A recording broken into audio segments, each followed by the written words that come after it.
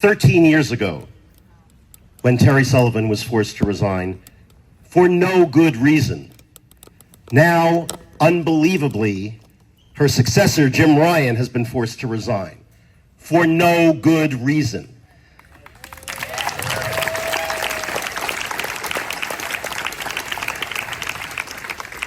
Our beloved university and its distinguished founder, Thomas Jefferson, deserve better. Our community and our Commonwealth deserve better. Our great country, whose independence we celebrate today, deserves better. That is why we are here. President Ryan's vision for the university was that it be great and good. By all reasonable measures, he succeeded in implementing that vision. Just over a month ago, at our commencement, the rector of the university proclaimed President Ryan to be the greatest college president in the country.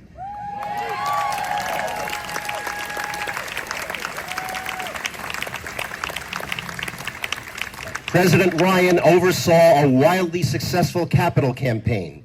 He navigated us through COVID. He helped us heal from the trauma of the 2017 Unite the Right rally and from the tragedy of murder on grounds. He helped the university face its troubled past by pointing toward a brighter future. And he did it all with his characteristic grace, humility, good humor, and empathy. In light of recent events, however, I would offer a slight but significant revision to President Ryan's vision. A university cannot be great unless it is also good.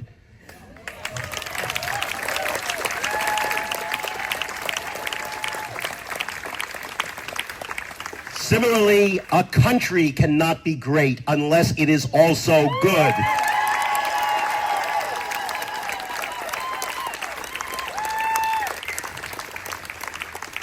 What does it mean to be good? The Jewish book of ethics, Pirkei Avot, says, based on the prophet Zechariah, that the world rests on three things: on justice, on truth, and on peace. President Ryan understands these values and lives them. So did Thomas Jefferson.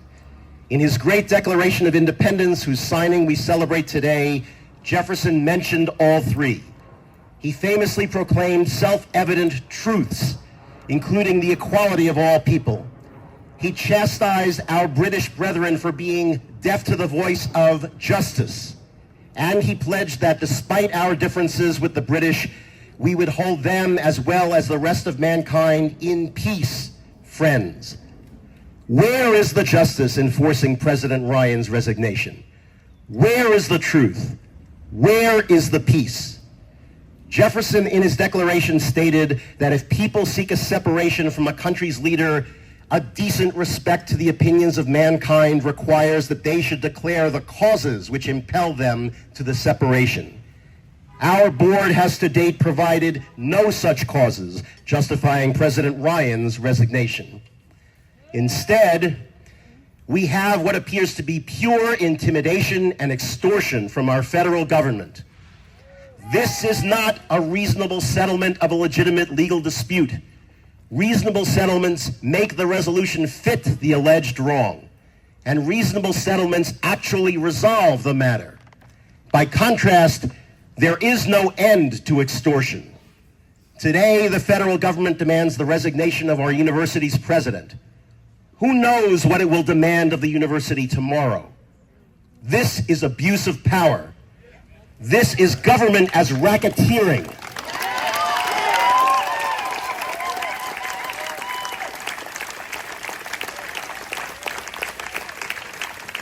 We cannot tolerate this bullying behavior, which is by any standard not good and cannot make us great. Jefferson's reference to decency brings to mind perhaps the most famous response to bullying in our nation's history. During the course of a hearing conducted by Senator Joseph McCarthy in 1954, lawyer Joseph Welch, in response to a smear by McCarthy against one of the lawyers in his firm, responded, "Have you no sense of decency, sir? At long last." We need to restore decency. We need to restore goodness.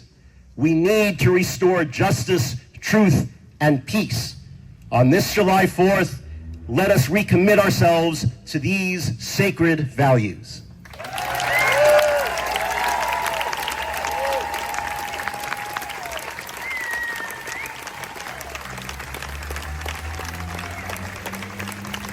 Now we're lucky to have Professor Deborah McDowell to share her